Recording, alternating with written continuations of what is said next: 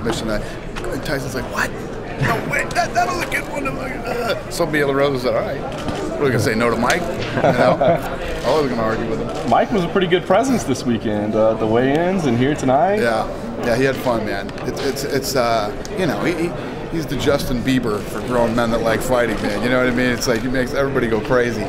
And, you know, he's fun to watch fights with. He's fun to hang around with. And, yeah, I like having him around. Did you pretty much the main event go the way you figured it would go, though?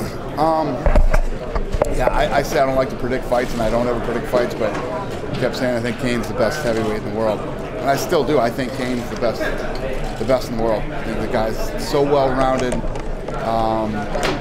But Junior Dos Santos put on a great show tonight. What did you think about Bigfoot claiming that he was hit illegally to the back of the head and to the back of the neck? When you turtle, you put your hands over your ears and crouch down like that and don't intelligently defend yourself after you just got knocked silly, that fight's getting stopped. You know what I mean? They know that. They know that going into the fight. And, you know, only he knows how hurt he really was, but to the rest of the world, I don't know.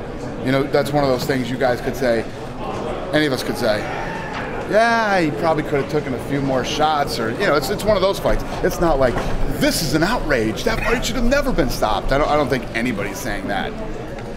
When TJ mentioned getting married in October, you said to him it'll be before that. Yeah. Do you have one of the Fox Sports? No, I don't know. I mean, he's obviously that fight. There's 4 fights we're looking at right now for that show. So that could that's be one of them. What else? Huh? What else? 3 others. Cormier maybe be one of the names? Huh? Cormier maybe be one of the names? There's some possibilities. I had heard also today from, I saw an article, and I know you can't believe everything you read on the internet, but GSP was alluding to the fact that he might fight at UFC 165. Have you heard from him since the last What's 65? That's in Toronto on September 21st. Toronto, September 21st? Not true. I talked to we finally talked. Yeah. His guy called me and Lorenzo yesterday, and then he and I talked tonight right before I walked into the fights. Can you give us any prelude to when we I might can't, expect? but we had a good conversation. You know, he 100% absolutely, positively knows that Weidman is going to beat Anderson Silva. He doesn't even, no doubt in his mind. But what if? That fight won't happen. That the fight with him won't happen because Weidman's going to win. So the fight is Hendricks right now? There's no what if for him. He absolutely positively knows he's going to win that fight. So the fight is Hendricks right now? And And if Anderson wins? He wants to fight John Hendricks. Dana? John Jones and Alexander Gustafsson have been going back and forth on Twitter. They're actually both in Russia right now. They've been going back and forth on Twitter fighting? About each other, fighting each other. One says it's on, the other talking smack, and they're in Russia right now. They had a stare down today. And they were both in Russia? Both in Russia, and he sent out a picture of the stare down. What's going on? I don't know. Are they trying to make their own fight? Maybe. Have they told you that? I mean, obviously Alex wants. They have both said they want to fight each other. Yes. Could Alex leapfrog Machida? Anything is possible. You would probably. The problem is nobody's clamoring, saying, "Oh, I got to see Machida fight him." Right. And Jones finished him so easily. That's the problem with that fight, you know. And Machida didn't make a statement in his last fight like TJ did tonight. You know, I don't know. We'll see what happens. As far as them both being in Russia, I mean, are they on any UFC related trip? No. Or this was all? No, not at all. They did some seminar out there. Were you aware that John was in the ring with Bob Sapp and Alexander Emelianenko? That he was in the ring with them? No, it doesn't surprise me though.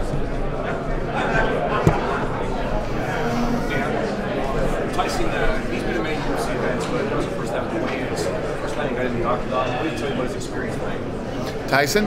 Oh, he loves coming. You know, he loves being around fights, watching fights. You know, and guys, unfortunately, you can't experience it, but everybody should experience what it's like to stand there during the stare-offs.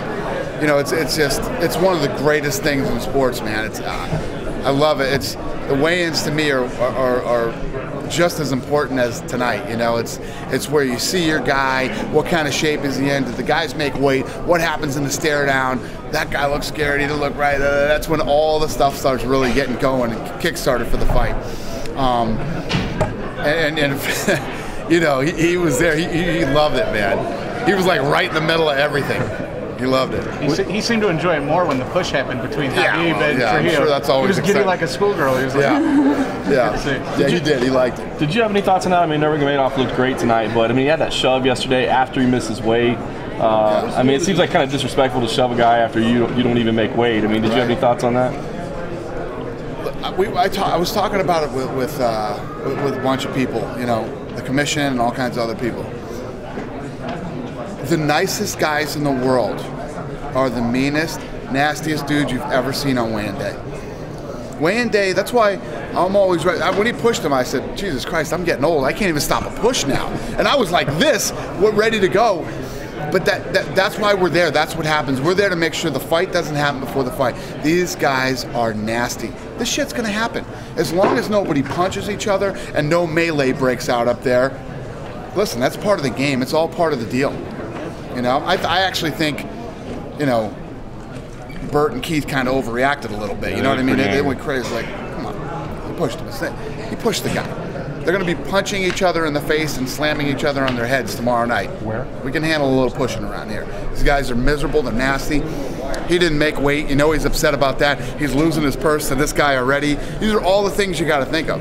I literally, when I walk in, come in from the out back, I walk in, I don't even talk to these guys. I don't say hi to them. I don't do anything. When I see them up there, you'll see some of them will shake your hand, some of them won't.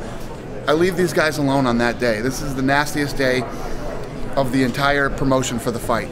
I don't mess with them. What did you think of Khabib's fight? About who? About Nurmagomedov. I mean, it was a ugly wrestling clinic. It was a wrestling clinic. Yep. Does he get fined for that? For the push? Huh? Does the commission fine him for the push? No, they didn't fine him for the push. You're not going to get fined for a push or something like that. I mean, you'd have to lay your hands on somebody to get fined. You know what I mean? Throwing punches before the fights, things like that.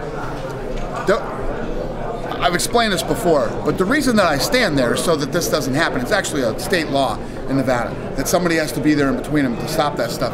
There was a whole streak in boxing where guys were squaring off and guys were punching each other in the face. Like it happened, there was a streak of it going on. That's when it gets bad. So that can't happen, huh? He's 20-0 now, which is obviously a pretty amazing record, but you just called it an ugly wrestling clinic. Mm-hmm. Do you feel like he deserves to fight upper echelon? Yeah, that's what happens is now he'll get in. He said he's 20-0, and you just said he put on an ugly wrestling clinic. Does he deserve to fight? Yes, he does. And it's the same thing that used to happen with John Fitch. You know, people want to talk about the wrestling. Get your wrestling better. This is mixed. You should be able to stop his wrestling. You should be able to strike with him. You should be able to do this. If he takes you down, you should be able to get back up. He needs to fight higher caliber guys. So with Forrest, you know, we know everybody loves him and he means so much to the company. Is he a guy that ends up in the Hall of Fame then? Who's that? Forrest. Forrest? Yeah. In the Hall of Fame? Yeah. For what he, for what he means, maybe more so than the record, or I'm inducting him and Stephan Bonner into the Hall of Fame this year. Yeah. In July? Together, yeah. At the Expo? You know, when fight the Expo? Yeah, at the Expo. Does that mean Bonner's done too? Huh? Oh, never mind. Okay. Have you talked to Stephan? Forgot about that. What did he say? No. Dana, are you, after a fight, the fighters they're relieved and everything. After these events like this, is it a big relief for you because when everything goes smooth? Oh yeah. What do you do? Tonight's a good night. You know, what I sweat and what I stress every single event is having a horrible night. I mean, that's what I worry about. That's the shit that gives me nightmares. So when an event goes this way and it's so good and so many other key fights can be made after it and the fans leave, you know, getting what they paid for, the greatest night in the world for me. How would you put this one in context with some others? It's pretty solid. I can tell you we've had a pretty solid career since we bought the UFC. I can count on one hand how many shows have absolutely sucked. So another one down. And you know, we go out and we do all the things that we do, the bells and whistles, and these guys come in and they deliver. They really do. And there'll be nights like tonight. The prelims weren't the biggest home run you've ever seen, but the main card was awesome. You know, the pay-per-view was great. And there's some nights that the pay-per-view will be decent, but the prelims killed it for us on free TV. So that's why my philosophy is, if you put on enough great fights, when you sit down, you're looking for a few of those holy shit moments where you jump up, you yell, holy shit, and you high-five the guy next to you. You know, if you get a few of those a night and everybody walks away happy. If you don't get any of those, people are pissed. So how did Mike Tyson convince you to change over the bonus from going to... He said he didn't win, he did. I said, he got it, that's it. Cash out Junior. I'm going to argue with Mike. No. Yeah. On Thursday you said that you had a feeling that Houston is going to be earlier than Mexico for Cain Velasquez. Is that what was going to be? You told me that you had a feeling that Houston is going to be before Mexico. It's still the same? You have any decision yet? Going there, it's going to be September, October? I don't know. You know, we're on Televisa. We're on Televisa now. Exactly. That regularly or just tonight? So that might change. Mexico might change. Mexico in October. Huh? Mexico in October. I like it. I like where your head's at. Sounds good to me. Dana, have you talked to Stefan? Huh? Have you talked to Stefan? I have not yet. He doesn't know that. He doesn't know. Does that mean any bad feelings? I'm over it. I will talk to Stefan now. We'll talk and. Will they be inducted together? As a together. Unit? As a unit? Yeah, those two are going to be together for the rest of their lives, whether they like it or not. Forrest said that you called him today at 4 o'clock and said, "Are you coming to fight?" I'm going to induct you. Why did you get the urge right now? Because this last week was a fucking nightmare for me. Been dealing with bullshit all week. Stuff that went down, stuff that happened, stuff that you guys don't know about and won't know about. And it literally ate up every minute of my time. I was in the office till 10, 11 every night, pissed off, angry, and I forgot to call Forrest Griffin. And I said, Forrest, I wanted this to be a surprise. So surprise, your retirement thing is tonight. Me and Lorenzo are getting together this week. We're going to call Forrest in and we're going to lay out a deal for him and bring him into the company.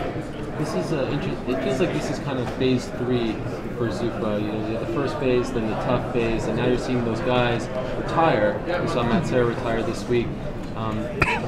Two questions. Will he be inducted also this year into the Hall? Matt Serra? I don't know. I haven't thought about that yet. And there are 2 guys who have been sort of in the wind, BJ Penn and Rich Franklin. Do you think they will retire? They won't say yes. You want them to? I want BJ Penn to retire. Rich hasn't taken the punishment that some of these other guys have taken. You know, his last fight didn't turn out too well for him, but he's not some guy who was consistently getting knocked out. He's not a guy who's consistently getting injured. Forrest Griffin's made a lot of money. He made a lot of money. He's got a beautiful family. There's just, I know this isn't how promoters are supposed to talk, but I care about these guys, and I don't want to see any of these guys get hurt. It's not worth it. What more could Forrest Griffin accomplish than he already has? He's already done things that people said he couldn't do and that he wouldn't do. Why? BJ Penn too. Dude, you've won belts in 2 different weight classes. You're one of the greatest ever. You became a huge superstar. You have money. You have a beautiful family. But it's hard, man. It's hard to walk out of that. That arena's packed. Everybody's screaming your name. You're making tons of money. It's hard to walk away from that. Really hard to walk away from that. But it's interesting because Franklin had 2 tough losses to Anderson, who was just knocked out pretty bad. I mean, BJ wasn't knocked out like that by Rory. So why? BJ is too tough for his own good. BJ might not be knocked out, but the shots that BJ took would have knocked out a normal human being. He's had his head bounced off the canvas like a basketball by Matt Hughes, by George St. Pierre, and then Rory just did it to him. BJ Penn has left that octagon looking like a fucking alien. He's too tough for his own good. You don't knock out BJ Penn. BJ Penn absorbs every amount of punishment you give him. Doesn't mean he hasn't taken damage. He's taken a lot of damage, and I don't want to see him take any more. On Forrest, is there any one thing or just an accumulation of things why you figured this all came down right now? What's that? With Forrest, I mean, as far as like. Yeah, well, I was fucking all over him to retire. I wanted him to retire. But I mean, like. I said, there's nothing left to do. You're still going to make money. You're going to be with us. You're not going anywhere. I'm not saying, hey, retire and kick you to the curb. What I said, what's next? What's left? You just had your wife is beautiful. You just had a beautiful baby. Why? You know, there's no answer to why. He couldn't answer why, except I don't want to do it. I still want to fight. So he's still going down to the gym, getting his head punched in, down sparring, right, with all these younger, faster guys that he's training with. Gets to the fight and gets injured. Twice he did that. Or did he say 3 times? I don't even remember. I think it was twice. Yeah, so twice he went through the entire camp and got hurt. For what? For nothing. And then he called me up and he said, "You're right, I'm wrong. You're big, I'm small. You're smart, I'm dumb." You know, he said, I'm in, I quit. When was it? He said, awesome. When was it that he finally... Like 2 months ago. Whenever he got injured. How long ago was that? 2 months ago, 3 months ago? So why wait? I have no concept of time anymore. So why wait so long to... I was going to do it at the last press conference or the one, I don't remember. Yeah. I'm a mess. I've been dealing with my ear shit for a year. You know what I mean? I've been... Well, it's fitting that it happened in Vegas. What's that? It's fitting that it happened in Vegas. Yeah, I agree. It was good. It was easy for me to call him last minute and say, hey, let's do it tonight. Do you consider BJ retired in the sense that you guys don't offer him fights? I do. And it's not that we don't offer BJ fights. These guys know when you're in a situation like BJ or some of these other guys, they call me when they're ready. You know, when a fight happens, like look how long it's been since me and George St. Pierre talked. We talked right after the fight. He said, "I'm going on vacation, and then we'll talk when I get back from vacation." And we just talked today. I mean, we talked a few days ago. He said, "I'll call you back," and today's the day we had the actual conversation. These guys go home, they hang out with their family, they go on vacations, they get healed up, and then we talk fights again. We're not hounding guys. So when was the last time you talked to BJ? To who? To BJ. I talked to BJ last week. It wasn't one of those kind of conversations. It was about something else. I saw something and I was like, "Oh, I was thinking about you," and we talked about something like that. You know, I mean, I just literally, Rashad's fighting Dan Henderson. Rashad texted me the other day about something that has nothing to do with fighting, and we talked. It's the first time we've talked since his last fight. You know, it just happens when you. It's not like we talk all the time to all the guys. Not like in the old days, man, when we had 5 fights a year. I talked to everybody all the time.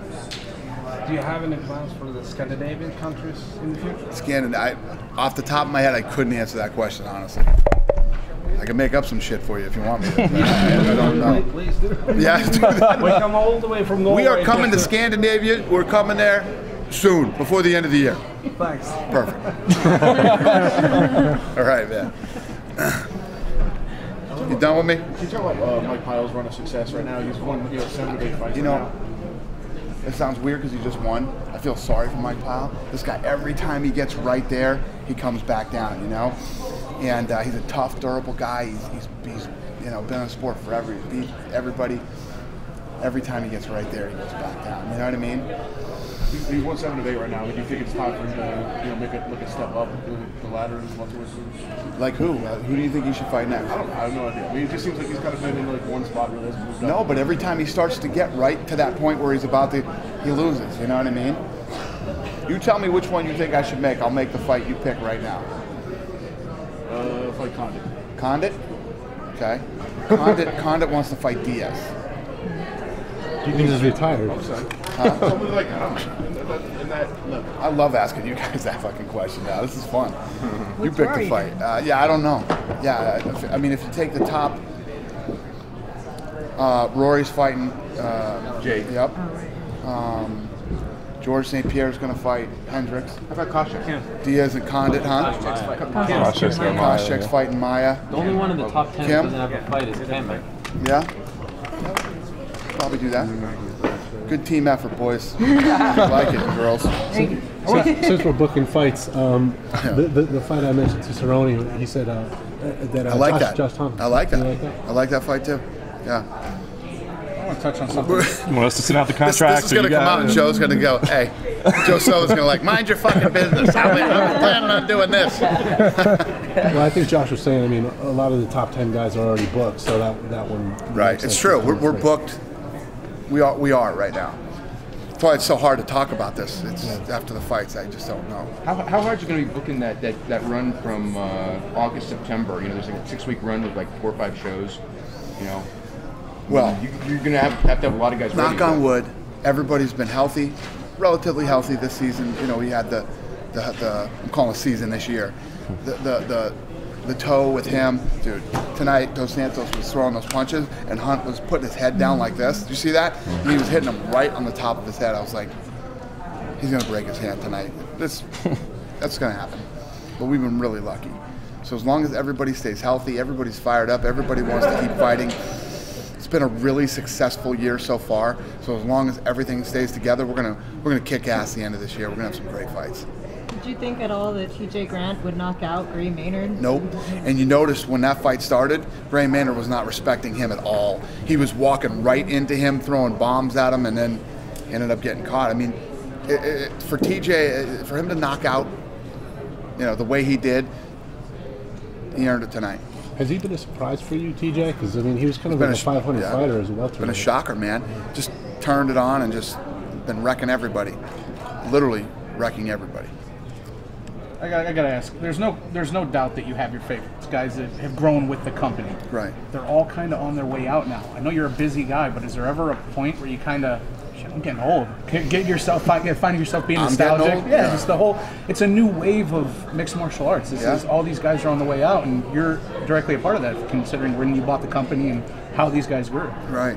Yeah. No, it's been crazy. I mean, I think the weirdest one for me was, you know, Chuck retiring. I mean, Chuck, I managed him before we even owned the UFC, so when that whole thing happened, it was different. But, you know, and there's a lot of good people coming into the sport now, and a lot of big stars from, you know, Cain Velasquez. You saw the pop for him tonight.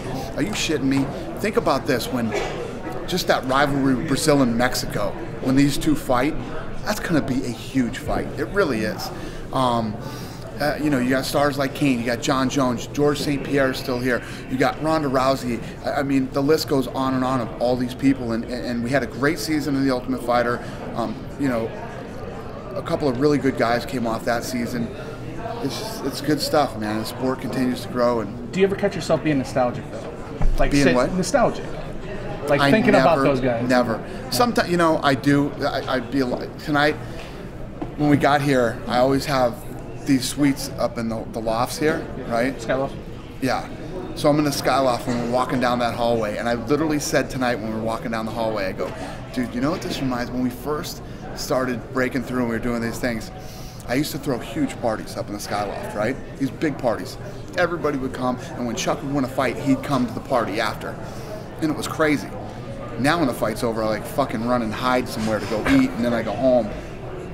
I'm old. Okay, that's what that means. That's what I was getting at. The parties are over, and but yeah, I just said that tonight. That when Chuck would fight in Vegas, when this thing started to take off, it was awesome. It was crazy, and it was so much fun because it was so new, and we were finally making it. You know, we were on the way up, and now it's just like we got so much shit to do between programming all these different countries and the Fox. I mean, the Fox deal alone is a beast.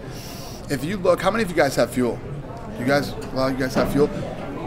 Did you see Fuel before the UFC was on Fuel? Mm-hmm. And I'm not, listen, I'm an action sport. I never saw it once. It's like motocross. You never saw it? I never watched the station once. Yeah. It had MMA on it. It's like biking. If you saw the turnaround from how that network was to what it is now, it's unbelievable. You know, they've had the biggest growth ever in the history of Fuel. The numbers continue. Every month they keep doing better and better and better. And the television, the network is badass. If you're a UFC fan, I feel sorry for the people that don't have Fuel, because it is an awesome network. But doing things like that, like building these networks with these guys that are super smart guys and really behind the UFC and want to grow the sport too. It's a lot of work, but it's very cool. Is there ever a point where you think, and you're a competitive guy, when you've conquered everything, is that, I mean, Fox is done.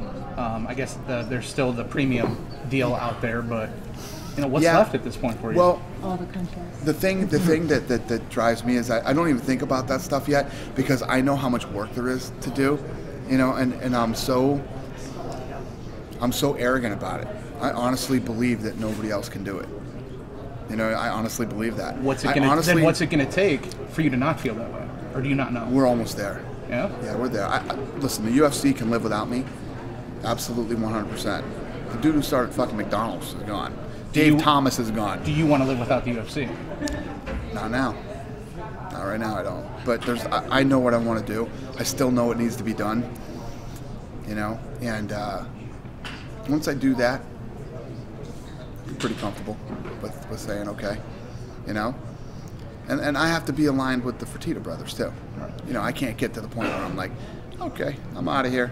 Thanks, guys. I'm leaving. You know, it's you know, we're partners and well, you mentioned the casino business. Huh? You mentioned the casino business as a possible transition. How many years is that in your mind? Huh? How many years is that where you think you'd be comfortable with that idea? Still 7 or 8 years. Switching topics for a second. Do you know what's next for Daniel Cormier? I don't. No. Roy Nelson gave me this T-shirt today. What do you think of it? Roy Nelson gave it to you? Hold it up for us, then. Yeah, hold this one up. This actually cost him money to print. Wow. You said that on Thursday. There you go. For those of you that can't see it, this is actually a fact. It's a fact. He is the smartest guy on earth. This is true. The fact that he went out and made that actually kind of proves he has some kind of business sense. That he's smart? Is that what it means? So, yeah, that proves he's smart. He's a fucking genius. That's actually, he gave it me as a present. It's not for you. Do you want to keep it? Sure, I'll keep it. Oh, wow.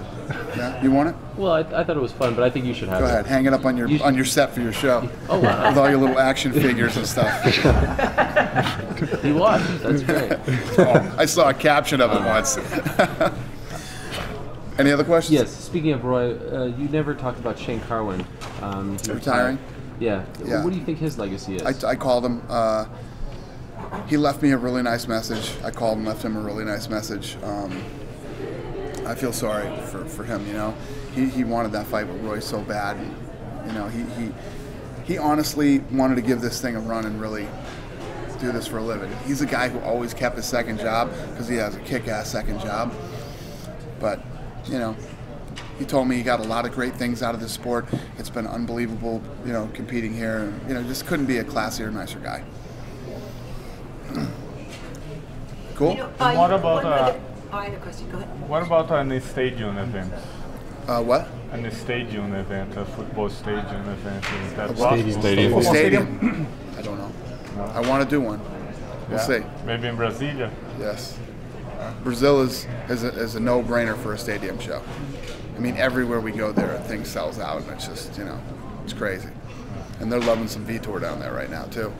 I was going to ask you, Robert Whitaker had a nice win tonight over Colton Smith, so you had tough smashes versus tough states winner. Are you going to do another smashes? I'm sure I asked you this once before. Did what? If you're going to do another tough smashes or, you know, do that whole where you had, you know, Australia versus England, are you going to kind of do more of those pairings with tough? And, Yeah, we're working on one of those right now. Yeah.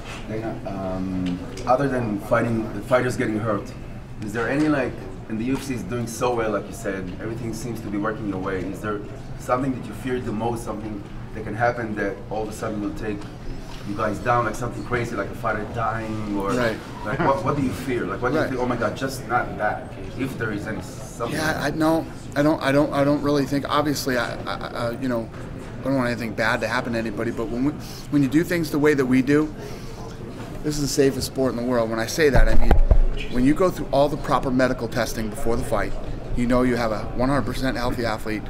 You have doctors on site, you have, you know, the referees and everything, and then you have the proper medical attention after.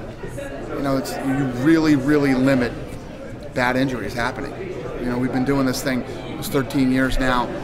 UFC's been around for almost 20 years now, and no deaths or serious injuries. And we really, obviously take a lot of pride in that, number one, but number two, it's, you know, we're on top of that. We are all and any over other, like, something that can derail the UFC right to just conquer the world? I mean, nothing that I can think of off the top of my head. I mean, it would have to be something that would come. But then again, I never thought we'd have a year like last year where every main event's getting hurt. I didn't think that was even possible. Anything is possible. I hope that isn't, but Who knows? We're pretty good. We're on our shit, man. We have a lot I of. asked you in 71 where you're gonna be in 10 years. You said global. I think it hasn't been 10 years yet, and you are. So, Thank you. Yeah. Thank you. I appreciate it. Good night, you guys. Good night, David. Thank you.